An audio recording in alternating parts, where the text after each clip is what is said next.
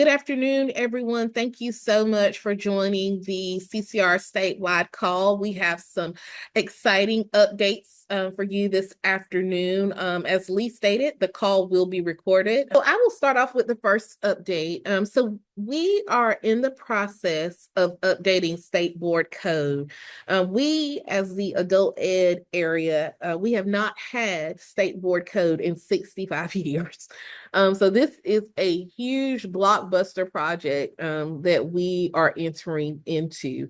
And so the adult ed AFLA section, we will, in the future, we hope, by the middle of 2026, have some code drafted that can be reviewed and approved by our State Board of Community Colleges.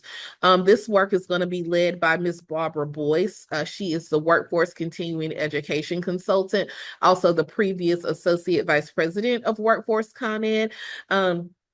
You will be receiving communications in the near future regarding joining many of the teams around adult education, around the State Board Code for Adult Education. Some of those items will include compliance around adult education, programming around adult education. And so we will look at your background and strengths, and we will select folks from the field based upon the needs and the number of slots available for the new code teams.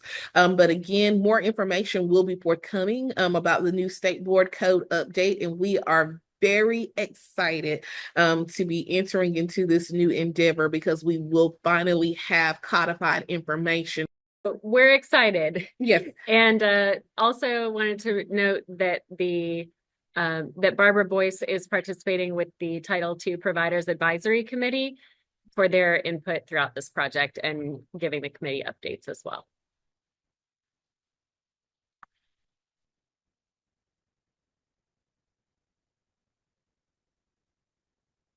All right. So we are going to turn it over to Jessica Rieger Dunnigan, and she is going to introduce our newest team member.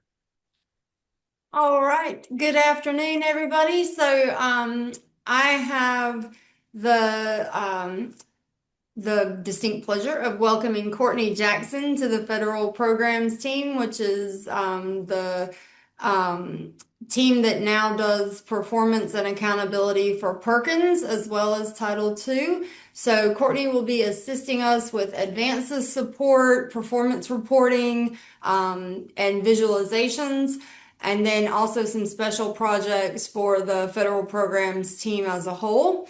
And so Courtney comes to us from Surrey Community College. She had multiple roles there, including Chief High School Equivalency Examiner, their AHS coordinator, their Purpose Center coach, and Student Success Advisor.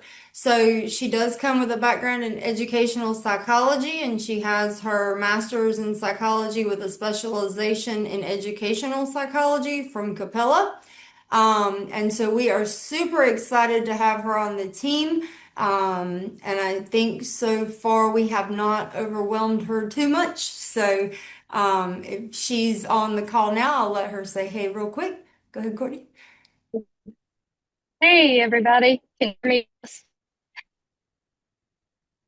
Okay, I think she's going nuts. She's offsite at a leadership training today, so we're excited to have her. And then just a couple, I think I have 2 slides for my area. This here is a snapshot of the statewide data for period 4 that we published a little over a week ago. And so on the left-hand side in the text, we just did some comparatives of where we were in period 3 and how much we've grown to period 4, which these are all just fantastic, amazing milestones across the state, especially given all of the ups and downs that it feels like we've kind of been through in 2025. But we have 2,955 more students in a month's time. We've had a 7% jump in MSG performance, which is fantastic, especially for period 4. Our target this year is to be at 44% by June 30th. So we're well on our way to exceeding that goal. And the HSE subtest and the IET MSGs 3 through 5 um, areas are really, really growing for our measurable skills gains. So that's been exciting to watch and see, especially if you look back 2 program years ago, where we were really just predominantly pre and post test gains, which that's still our highest way of calculating MSGs right now for the state, but it's really great to see how many folks have really successful IETs, career pathways, and all the work that's been put into that across the state. And then next slide. Okay. And this is just a reminder, I talked about this during the last update. These are our targets for the 25-26 program year. Again, we're measuring students who exited in the year prior. So we measure them second quarter, which is 6 months after they exit. And then we measure again in fourth quarter, which is basically a year after they exit CCR. So that POP has to close for the student to be considered exited from CCR. So these are our targets. They are a bit higher than they were last program year. Not by much, but we did not meet all of these last year, but we're going to work really hard to meet, if not exceed these. We are seeing an uptick in the number of students who have social security numbers on file. Folks are doing a really good job of ensuring that they don't have a lot of duplicates across the system, which impacts our denominator. And then we also in January will start talking about an option for folks to do surveys second and fourth quarter after exit. But we'll save that for after the holiday. So with that, that's everything I have, and I'll turn it to monitoring and compliance.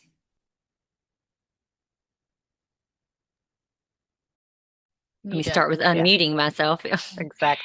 All right, guys. So Dr. Tilley couldn't be with us today. He's off at a training for Perkins. So we've got a couple of compliance updates. We're currently in the middle of the 25-26 monitoring cycle. All the providers who are a part of that have been notified. We're about in the pre-monitoring visit stages. So we're going through everybody's individual meetings at this moment, and that'll be the way things are going for the fall. And then in the spring is when we'll be doing most of the virtual visits and the on-site visits. The next thing we have coming up will be the annual risk assessment, will hopefully be taking place in the summer so that everyone could be notified by late July or August. And all the providers will hopefully be monitored, and the goal is to have everyone monitored by 2029 through this RFP period. So, and then he also just wanted a uniform guidance reminder to remind us that we do not use the federal grant dollars for lobbying activities or pay fees to organizations that cannot clearly separate those lobbying from non-lobbying expenses. All right. That's it for compliance. So I think it's my turn for professional development, but Courtney has her hand up. Is there something else you wanted to say, Courtney? Hey, yes, can you hear me now? Yes. Okay, just wanted to say hello. Thank you, Jessica, for that introduction, but I am on the road currently, so I apologize for the signal, but I'm very excited to work with you all. Most of you I know in some capacity or another, but I will be in touch soon with Jess, and we're here to help as needed. So thank you, Dan, for giving me a moment. We're excited to have Courtney. She's going to be taking over the newsletter from Lee and I, so that is very exciting for us. I'm just going to give you a brief rundown of what we have going on in the spring. We're doing spring PD days at Blue Ridge on March 13th and Eastern at Nash on April 24th. You can find all this information at NC Title II and other places. We have a new system office professional development calendar. Hopefully you've all been made aware of that. It's a system-wide programs and student services calendar. I should have done a slide about that. But you can find all of our stuff there and at NC Title II. We're running our regional IET playbook workshops starting on Friday with Pitt Community College on November 21st. Melissa Morlock and her team are very excited to have us come. We've got a good crowd coming. Central will be at Randolph February 6th. Eastern is at Alamance March 4th, and Mountain is again at Blue Ridge, April 21st. And you will have access to all these slides in the PD archives, maybe later today. Definitely, I'll get them up as soon as I can. We are also offering from CORD a new workshop called Contextualized Instruction for Career Pathways. We're going to be doing it March 19th and 20th at AB Tech and March 23rd and 24th at Beaufort. And we may be squeezing one in there in the middle somewhere in the middle region. I haven't asked Rowan Cabarrus or Davidson if they would like to do it, but we might be doing that. So stay tuned. We have lots of webinars coming up in the spring, and even a couple that we're working on that we haven't put here. I'm not going to read all of these for you, but of course, the NDO is going to start a new round in February.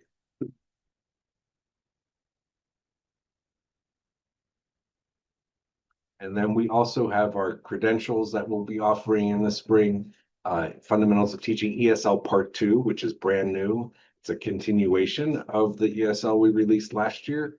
Also, Fundamentals of Teaching Adult Learners Part 2, which was formerly called Standards in Action. It's a great course.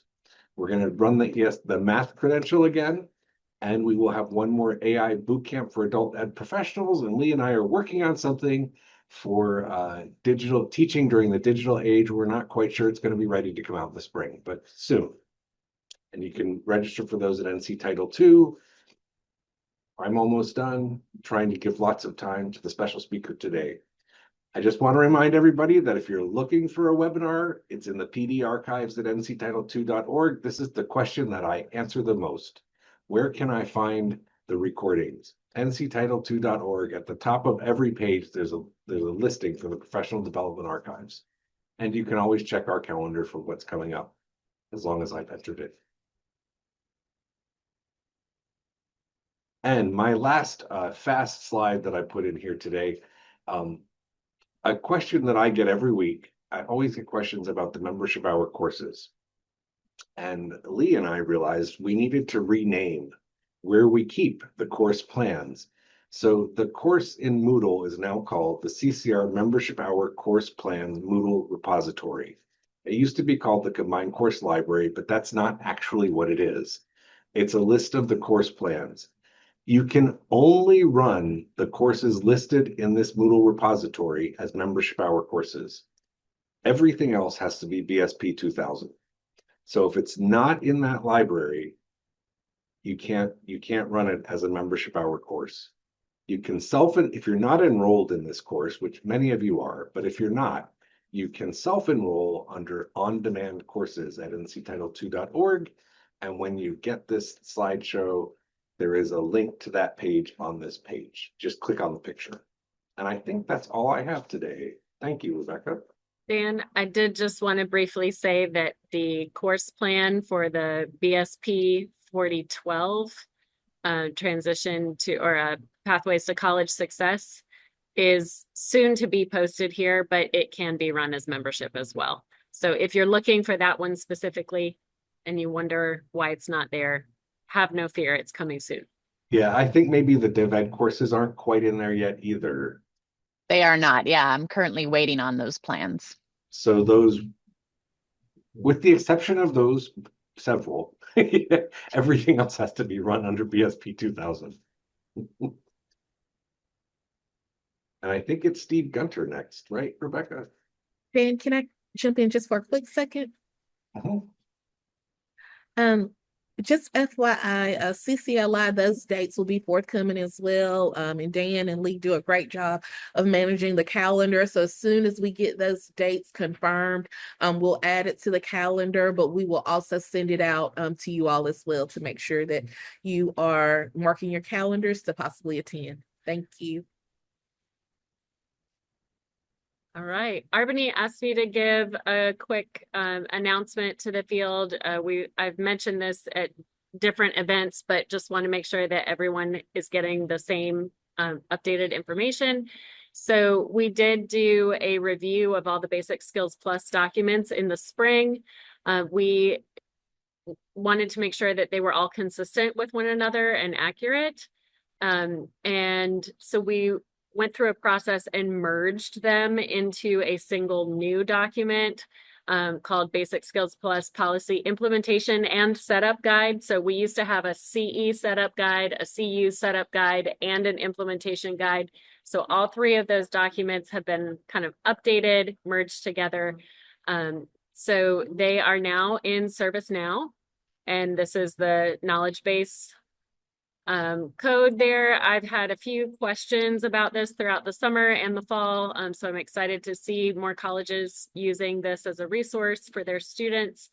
And just a high level reminder, this is for students who are pursuing a high school diploma or equivalent, and they are testing or are placed at the adult secondary low or adult secondary high level in at least one subject.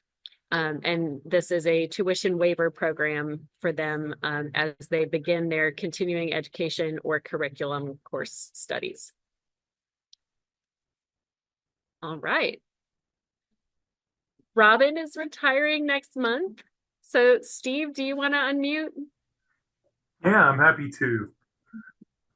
Robin, I'll tell you, I hope you are out there. We are going to miss you, but we are so excited for you. Congratulations on this new chapter. Those of us in the West got to visit with Robin a couple of weeks back and hear kind of her plans for next steps and all that. And I know I speak for a lot of folks when I say how much we've enjoyed working with Robin over the years. Robin has brought amazing ideas and innovations and really relevant, fantastic experience to her time here in North Carolina. And I know a lot of us have benefited from partnering with you, Robin, and hearing about how you guys have done things at Blue Ridge under your leadership. I want you to know that not only have you brought years of experience and expertise to your work at Blue Ridge, but you clearly know how to do the retirement thing. Just based on the plans that we got to hear from you, we all are excited for you. And I don't know if Robin wants to share anything with the group about her plans for retirement, but it's something that we all were excited to hear about. And we will miss you, Robin, but we hope you'll save space for us around the campfire. Thanks so much, Steve. And thanks to all of you guys. It's really been a great ride. And yeah, so my retirement plans right now are sort of up in the air. I'm not sure. I'm going to play it day by day. But there's definitely a camper out there with my name on it. Actually, it's my mother's name, Hildegard. So I'll be doing some camping, and I will be thinking about you guys as I'm sitting around that fire. But thanks to you all. I appreciate it. Congratulations, Robin. We're excited Thanks. for you.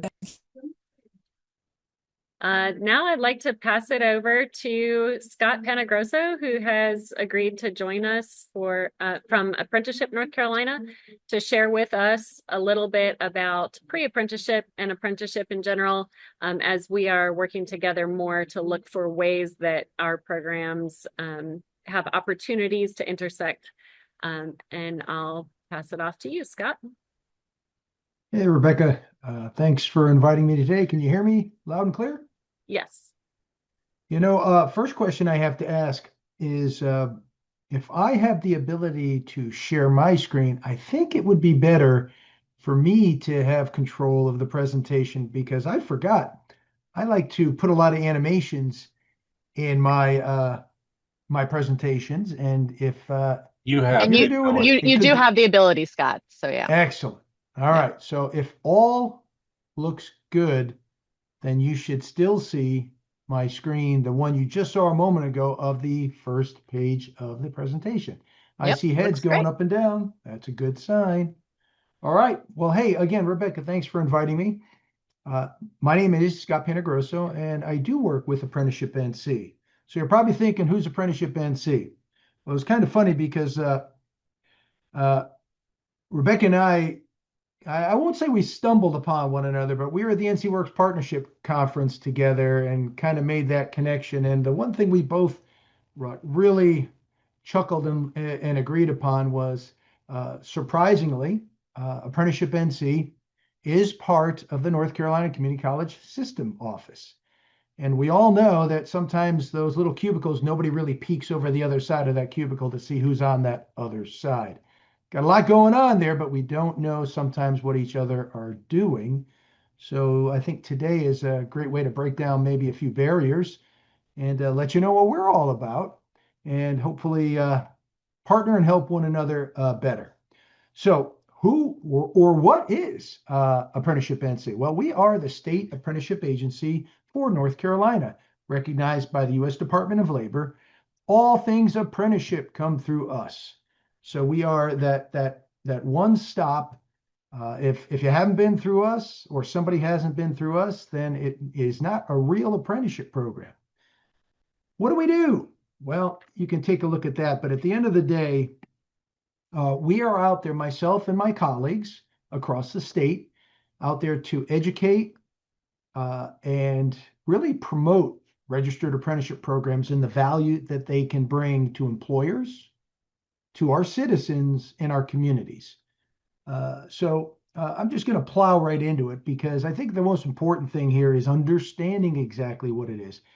If I could see everybody and said, "Who's heard of apprenticeship?" I'm pretty sure that everybody would raise their hand because we have great name recognition, which sometimes is hard for many other organizations. But I'd have 57 people on the call. I'd have 57 different explanations and definitions of what that is. So we are going to all walk away with one before I end today. So indeed, what is it? I like to keep it simple. And what I try and tell folks, starting with employers, it's not my program. It's going to be your program. It is nothing more than a tool that we help employers with to help them keep a strong talent pipeline. And we certainly know today that every industry is suffering from the inability to find fully trained individuals to jump in and get to work. And we feel registered apprenticeship programs are the best, the best solution to helping employers reach their employment goals. All right. So, what are some of the great things about it? They're cost effective for employers. And I'll show you what that actually means. Our data shows that apprentices, once completing the program, 90% of them stay with employers up to 5 years after graduating from their program. If you deal with anybody in the HR world, one of the biggest things they tell you is, yeah, we just brought somebody on, it cost all this effort, time, and then they left 6 months later. So when we explain that, that really raises eyebrows. One thing that I mentioned, it's not my program. It is going to be the employer's program. We customize a training program for every employer based on their individual needs. I can have multiple employers in the same sector. We'll say manufacturing. They may even focus on the same occupation, but all of them will be different because we tailor them for that specific employer's requirements. All right, let's get into it. So you're going to be surprised, but registered apprenticeship programs are pretty simple. Now, I can say that because this is what I do, just like you might say your Title II work is pretty simple to you, but I'm going to try and make it very simple. Nothing we do, though, can happen without an employer. And I'll tell you why. So number one, we work with the employer to identify, once they have an occupation in mind, what will that apprentice do on the job? And I made a note here, our programs have to be at least 1 year in length. 1 year equates to 2,000 work hours. And the math behind that, I hate math in public, but we're going to get to it because it's a good equation here. 40 hours a week, 50 weeks out of the 52-week year equals 2,000 hours. So that's how we come up with that math. So we have that employer we help them design that task list of items they feel are important that they will help mentor. The second component, supplemental education. What is the formal instruction that an apprentice must learn to complement that on-the-job learning? We have a little formula for that as well. So for every 1 year length of a program, we have to have at least 144 contact hours. And for all you smart people out there, which I know you all are, you're thinking, wait a second, what's a contact hour? A contact hour, if you don't know, is not a credit hour.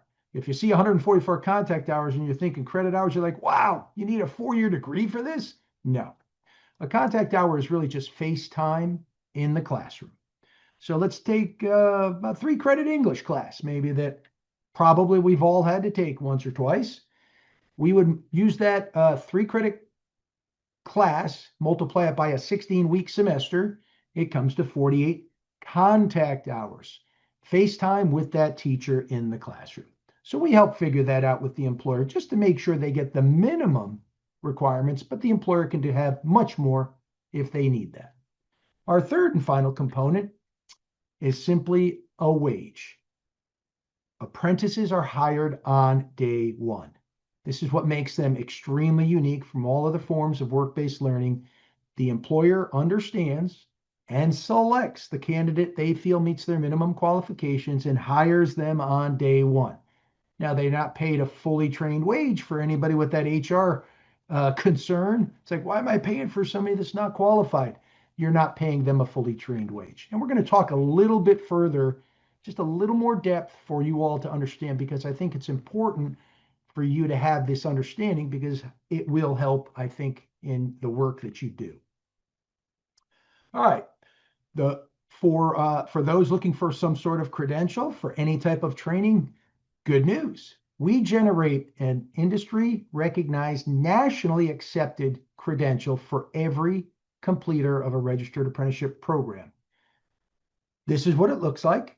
We're actually working to see if we can get the governor on board for one of these, but right now, this is what it looks like today. We love it. Department of Labor recognizes it. WIOA Title I folks recognize it as well. So this is a big thing. We also, when we work with our employers and help design that education portion, we encourage them to build additional credentials in there because that shows value for their apprentices. All right. So I want to just get that one layer down so you can visualize what the heck I'm talking about. So that on-the-job training we discussed, that first component, what does that look like? Again, it's what your apprentice is going to do. Now, I will always ask an employer, do they have something? Because a lot of employers do. But if they don't have any idea, it's not a barrier, we can assist. For every apprenticeable occupation, the Department of Labor provides a competency checklist sample. In this case, here's a machinist. It shows the major tasks and subtasks for what a machinist would do anywhere in America today. Now, this is not what the employer has to do. This is where the employer starts. This is how they customize their programs to make the changes necessary to meet their unique organizational needs. So this helps really allay a lot of that concern that many employers have about, oh, I don't know, this sounds too hard. I mentioned to you the 2,000 hours. We work with the employer on how that program will be actually designed and the length. Department of Labor there also provides some guidance on how long programs should be. For instance, if you're going to design a registered plumber program, we don't think a 1-year program would work because I don't know about you, but I don't want a 1-year plumber working in my house. So that, again, is something that we get into the details with the employer. Let's go to that second component, the related instruction. So as I indicated earlier, we are part of the North Carolina Community College system. So I always talk with my employers and say, hey, we've got a lot of great colleges across the state. Have you considered using us as your related instruction provider? If we don't have what they need, no problem. The great thing and flexibility about registered apprenticeship programs are, I said it's not my program, it's the employers. They can tell us where the education they require to train that perfect employee will come from. And we can mix and match, put down anything that they require, again, for them to design the perfect training program. One important thing that I want to point out is that in-house training. Employers sometimes are so specialized they don't have the ability to get that training from another source. They can do it in-house themselves. These programs, again, are very flexible and customizable. I think right here, just spoiler alert, this is where I feel we have the opportunity here working with you all in the Title II realm to complement what's going on in the world of registered apprenticeships. But we'll talk about that later. All right, that third and final component, reward for skill gains. As I mentioned, the apprentices are hired on day one. So how does that work? So in my example of a machinist, we'll just say a machinist in Wake County today with that employer that we've just signed up and has their own program. maybe they would earn $24 an hour to have a machinist ready to go, start work right off the bat. Our guidance and rules, according to the Department of Labor, are you got to start them at least 50% of that fully trained wage or higher, of course. And then we build in progressive wage increases. These are from the employer, not us. They tell us what they feel should be the right progression because as an apprentice stays in the program, earns skills, becomes more valuable, they should be paid more. So we build this structured program for them. So the apprentice, one of the requirements from a sponsor is we have them show the apprentice candidate the entire program so they know what's expected of them, but more importantly, what's expected from the employer. Complete transparency, again, makes these very unique programs and valuable for all those involved. Okay, let's talk a little bit about pre-apprenticeship because yes, for every apprenticeship program, there could be a pre-apprenticeship program. So for all of you folks out there, pre-apprenticeship, yes, it comes before the apprenticeship program. It is nothing more than a formal training program that we help an employer design if they want to prep a candidate and get them ready for that apprenticeship program. They're much smaller in size, but again, they are driven by the employer themselves. They must be linked to an apprenticeship program because we cannot have a pre-apprenticeship program stand out there on its own. It has to lead to something. So what does that look like? You're probably thinking, well, shocker. I'm just going to speed through these pretty quick. That looks like the same three components, doesn't it? Well, that's because it could be a mini version of your apprenticeship program. Now, I have a little asterisk under the on-the-job learning for 120. The requirements are not necessarily 120. They're a little bit less, but I throw that out there when I speak with individuals because I am always targeting employers to think about youth, our high school youth. And DPI has a requirement for any work-based learning program that a student becomes involved in must be at least 120 on-the-job learning hours or more for that student to sign up for it and get credit toward graduation. So I lead with, hey, if you're ready to work with youth, this is what we want to design as our minimum. So that's why the asterisk is there. So don't take that to heart that that's the minimum, but that's what I lead with because I'm trying to coordinate what another partner requires to give the biggest bang for the participant.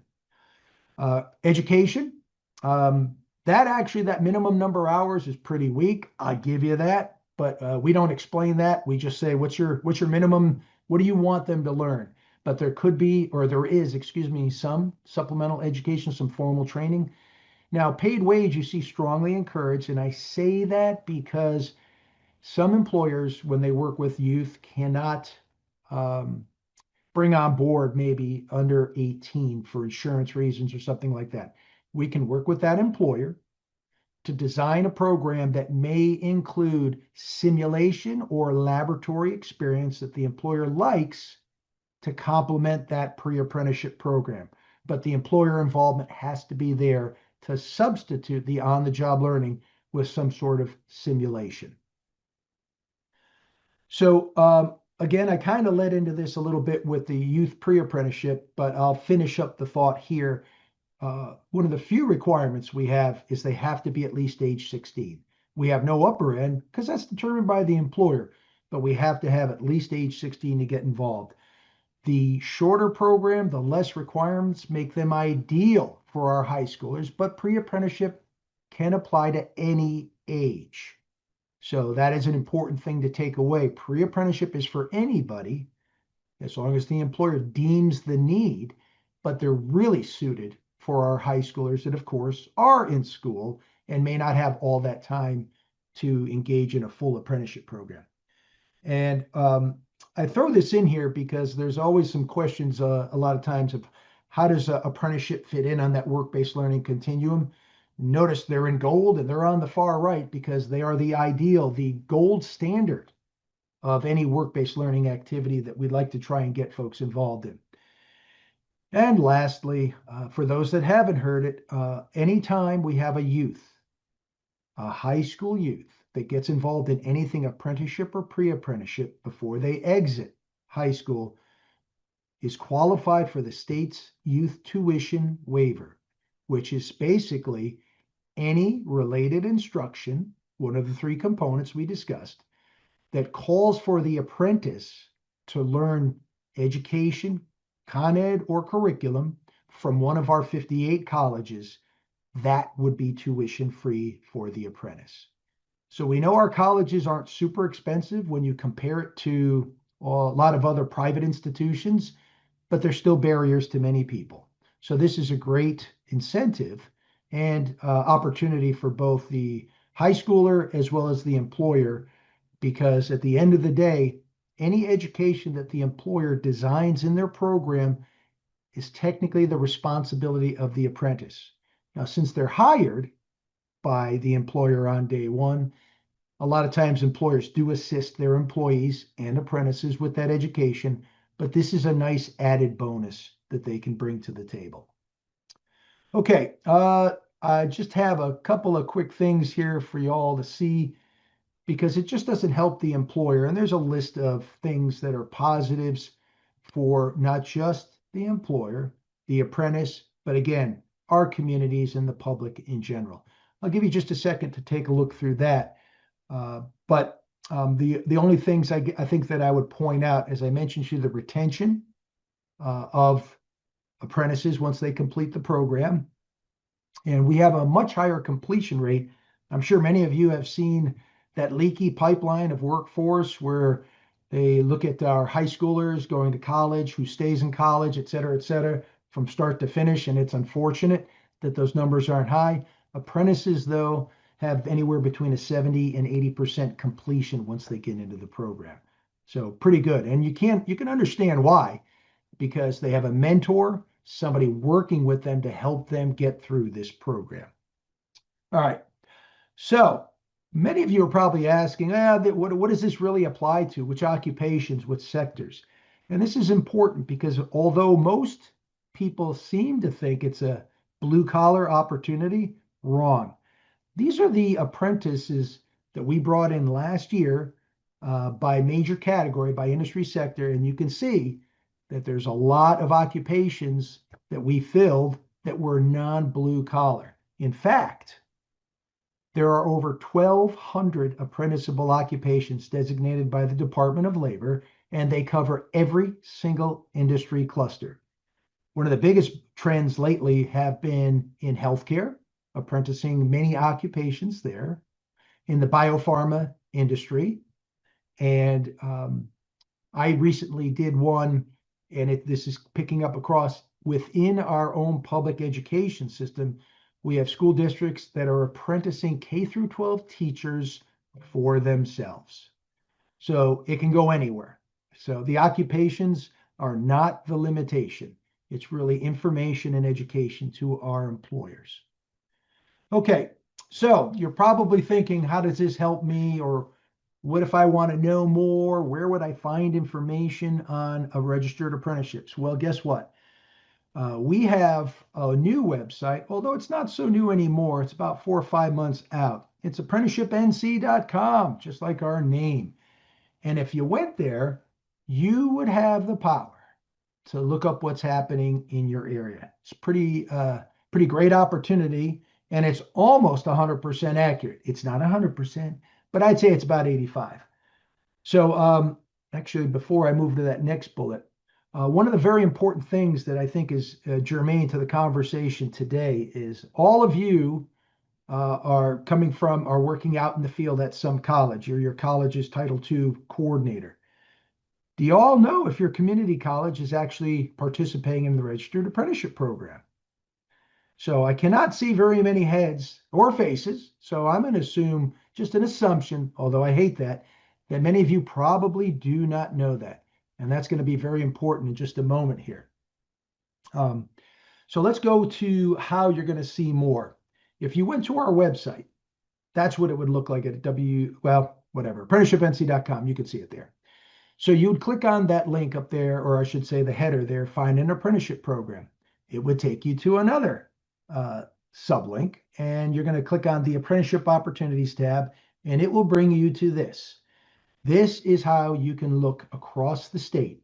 You can look up by job, by employer, by region. You could type in your zip code and start looking to see what's happening in your area. So it's a powerful tool that'll get you in the ballpark and start allowing you to see and visualize what's happening for opportunities. All right. So let's talk a little bit about registered apprenticeships and workforce. This is something that I have been presenting to your Title I counterparts on the other side of the house. Registered apprenticeships are listed all over in WIOA law and policy. I'm not going to go really in any of this because this discusses things that probably you don't necessarily care about, but you could just kind of take a scan through that. Took a clip from, I think it was Teagle, one of the Teagles. I don't know. There's so many about them, but it's obviously compatible. But this is a big one. I don't think it impacts you yet. Rebecca, you can clue me in if I'm wrong, but this is an executive order that the governor just recently put out. It does say Title I youth and adult funds, where the governor has directed the workforce system to spend at least 6% of their funds in support of registered apprenticeship or pre-apprenticeship. So let's just say that side of the house is hungry and ready to go. And I bring that up. I'm a little out of sequence here, but Rebecca, Lori Weston says hello. If you remember Lori Weston from the Northeast region, she and I had a conversation the other day because I was trying to get some tips about maybe things that would be relevant today. So unfortunately, I'm still waiting for a couple of emails of some examples about what work she did out there with the Rivers East Workforce Board. That will come and I will share that with you. But she was excited for me to be here, and she definitely wanted to say hello to you and probably a few others out there. Okay, so this is to find out if you forget everything that I said. If you pull your phones out, and again, a copy of this presentation Rebecca already has, and that can be shared with all of you. But this quick QR code takes you to our digital site where you can get everything that I said and more. Staying on top of things that we have on our website, there's a lot of great resources. We have a newsletter that you could sign up for. You'll get a monthly thing in your inbox. It's not spam. It's actually pretty cool because you'll hear about stories, what's happening across the state, across the region, and maybe about a sponsor or apprentice in your area. We even have podcasts and little videos about different things that are going on. So all that's there. This is a map that I wanted to share with you about who your consultant might be in your particular area. It'd be great if you all know that person already, but if you don't, take a moment and take a peek here. Our website, you can find all of us on there. You could just look us up by region or just by, contact names, and our email addresses are there, so you can all reach out to us at any time. I'll make myself available after the call in the future if somebody needs some help for me to contact their person. But this is important, I think, for you all to see because this individual is a resource for you. We're kind of broken out, not necessarily by an ideal college area map, prosperity zone, but our boss decided he was going to try and break it out mostly by population. But there's some that are higher, some that are lower, but that's who's who. All right, I have some next steps, some ideas, and some thoughts I wanted to share with you. So again, I had the last slide be the consultant because I think it's really important for you to understand. So I think you probably picked up on where the opportunity is. So from what Rebecca has schooled me on, as far as what Title II is all about, what it brings to the table, she shared a lot of great information with me about some of the higher density programs that you have helped serve individuals in, CNA, welding, construction, et cetera, et cetera. Those are great areas. They really dovetail nicely with what registered apprenticeship programs we have. And you can see that now on our website. But I see some of the value there by connecting with our apprenticeship coordinators, because when we are working with an employer and we find out that there is maybe an apprentice that is struggling, can't complete their work or program, or there's something going on, knowing that you all are out there is a potential opportunity I see to connect with that employer and that apprentice to say, what is the problem? And if it's some educational deficit or barrier, perhaps that's an opportunity that we can work together on. Number one, keeping that apprentice still enrolled is a win, of course, to the employer, but it's a great win for the apprentice to have that help, that assist for whatever maybe deficit they need. And of course, it's a help for us because we can still keep these apprentices enrolled and active. I mentioned to you earlier about that community college contact. Every college has at least one apprenticeship contact, their primary coordinator. 47 of our 58 colleges are registered apprenticeship sponsors. All right, let me explain what that means. In fact, actually, I think it's 48 because I just approved, I didn't approve it, I wrote it, but it just got approved yesterday. Whoever Montgomery Community College is out there, congratulations, your college is now a group sponsor. So what does that mean? Most of our sponsors are the actual hiring employer. However, many employers get a little bit nervous about jumping into the apprenticeship pool. Our colleges have stepped up to act as what we call a group sponsor. They can't have a program unless they have a participating employer that owns that specific occupation. So in Montgomery's case, one employer, one occupation, we got a program, and we're going to build and add more employers to them. But if you talk, all right, let's talk the behemoth, Wake Tech. Wake Tech has a gigantic program with over 150 different employers on board. And again, 47, maybe 48 colleges now all have at least one, but in many cases, multiple occupations and dozens of employers. So now you're starting to figure this out. One of your peers over the little cubby wall is that apprenticeship contact, and they know that employer, and they know when there's a problem with an apprentice. Perhaps it's an opportunity. So getting to know that person, embed yourself with them, understand what's happening, and find out what's going on with those employers, especially when we have new program development and they bring on more. All right, bookmark our site. You got to have that as a quick, handy reference because you'll find a lot of information there. Another thing we have going on right now, a big push, every county is going to have some sort of registered apprenticeship event, partnering with their ecosystem, public partners. Some have happened, the majority have not between now and, of course, June. I myself am planning an event January 28th for my friends in Moore County. January, I think it's 23rd for Rowan and Cabarrus counties. But all that information will eventually make it to our site because we are posting that information. It's going to be employer focused, but it will include public partners. Could be a great way to sit in, listen, and make some contacts and introduce yourselves and how you can help in all of this great stuff that we're doing collectively together. And then there's my mug. So I'm going to stop here and pull that off. I don't think I've overspoken. So I think it's time to turn it back and see if there's questions. Can you still hear me? We I heard a can. beep in my headphone. Either that means my battery's about to die or it turned me off. So I'm not off yet. Not yet. So, questions? And feel free to type in the chat or you can raise your hand All right. virtually or I think it just did go unmute off, but yourself. I can't hear you. Oh no. Okay, we can hear Scott, but I guess he can't hear us at All this right. moment. That beep was me. I can hear, I hope now. Can Yeah, Lee say something? can you hear me, Scott? It's, Yes, all right. fantastic. Apologies. No need to apologize. So I'm not sure when I stopped talking, but now I'm open to questions if you have any.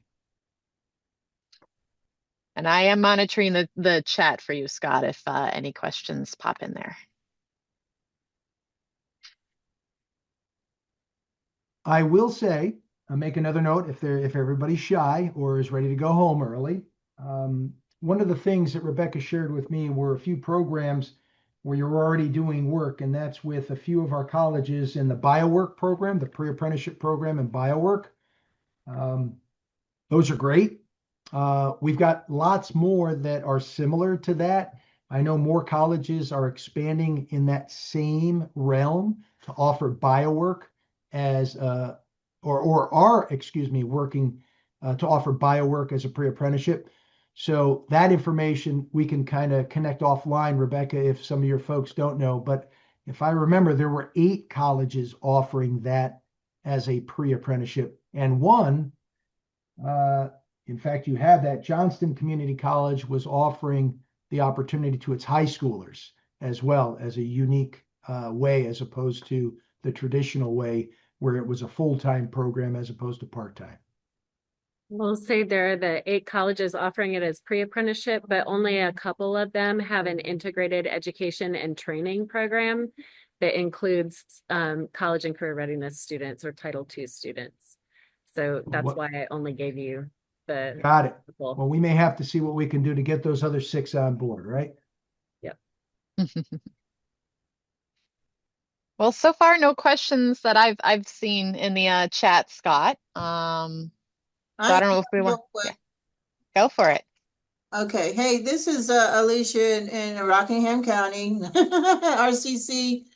I'm on the website, Apprenticeship NC, and I'm looking right at the registered pre-apprenticeship programs can start at age 16, but then there's a great big sign that says there are only 10 hazardous occupations that anyone under 18 can actually do because of NCDOL. Now, I've got a couple of 17-year-olds who are in our welding program, but they can't become pre-apprenticeship candidates, even though the class. Nope, got an answer for you. Okay.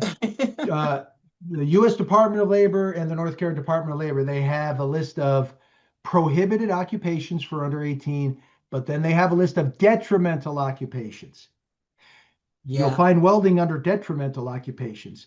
If an under 18-year-old is in a bona fide work-based learning program, such as pre-apprenticeship or apprenticeship, that will be the golden ticket for that employer to say, hey, I'm part of a pre-apprenticeship program, and get that work permit for that occupation.